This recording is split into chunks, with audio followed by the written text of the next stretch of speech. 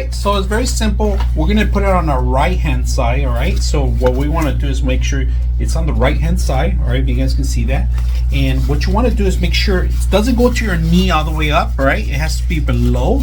So the middle part is to grab on right in the center. All right, here. All right, so we got the middle part holding the whole thing here, and then we end up tying up. All right, and this is going to help you relieve some of the pressure too when you're walking.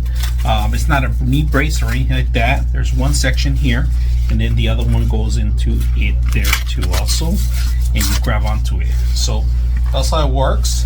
We're in the right hand side, so but if you want to switch it over to the other side, of course the logo is going to flip around, but it's still going to work the same way.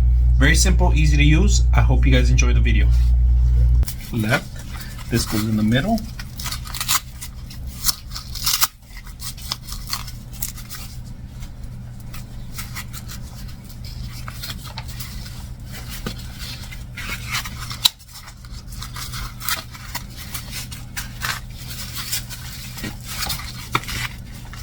That's the L.